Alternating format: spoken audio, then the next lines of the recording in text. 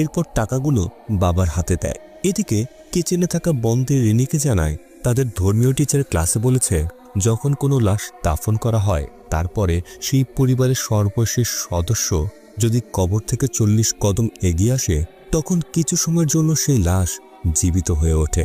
কিন্তু সে যখন নিজেকে কাফনের কাপড়ে জড়ানো দেখে তখন সে আরও একবার মারা যায়। রিনি তখন এটাকে কুসংস্কার বলে উড়িয়ে দেয়। ওদিকে টনি মায়ের চুল আঁচড়ে দেওয়ার জন্য তার রুমে আসে। আঁচড়ে দিতে গিয়ে সে দেখে অনেকগুলো চুল ঝরে পড়ছে। এতে সে বেশ অবাক হয়। তখন রুমের জানালা একাই খুলে যায়। সে ধীরে ধীরে গিয়ে জানালাটা বন্ধ করে, কিন্তু ঘুরে তাকাতেই দেখে তার মা অদ্ভুতভাবে জানালার দিকে তাকিয়ে কিছু একটা দেখে ভয় পাচ্ছে। এটা দেখে টনি ভয় পেয়ে সে তাড়াতাড়ি রুম থেকে বেরিয়ে আসে। রাতের বেলায় রিনি তার বাবাকে মায়ের পাশে বসে কথা বলতে দেখে, কিন্তু বাবা যখন রিনিকে লক্ষ্য করে তখন রহস্যজনকভাবেই তার সাথে কথা না বলে সেখান থেকে উঠে যায়। রাতে যখন সবাই ঘুমোচ্ছিল তখন রিনি দেখে তার মা ঘন্টা বাজাচ্ছে আর তাই সে তার রুমে আসে।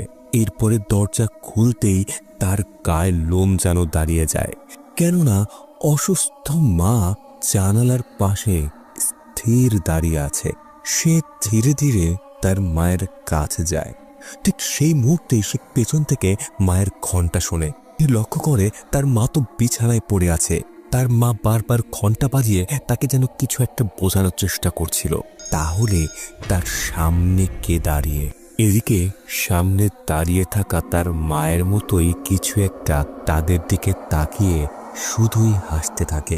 এর পরের দৃশ্যে রিনিকে কিন্তু আমরা বিছানায় শুয়ে থাকতে দেখি, অর্থাৎ সে এতক্ষণ দুঃস্বপ্ন দেখছিল। তখন সে তার মায়ের ঘন্টা বাজার শব্দ শোনে। এবার সে ঘরে ঢোকা মাত্রই স্বপ্নে দেখার মতো ঠিক একই রকম দৃশ্য দেখতে পায়, অর্থাৎ জানালার পাশে তার মা দাঁড়িয়ে আছে। সে ভয়ে ভয়ে কাছে গিয়ে তাকে স্পর্শ করার সাথে সাথেই সে নিচে পড়ে যায়।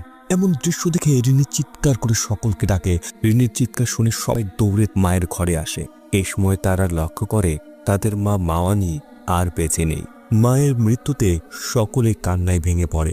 পরের দিন সকালে উস্তাদজি নামের একজনের সাহায্যে তাদের বাড়ির একদম পাশের একটি কবরস্থানে তাকে দাফন করা হয়।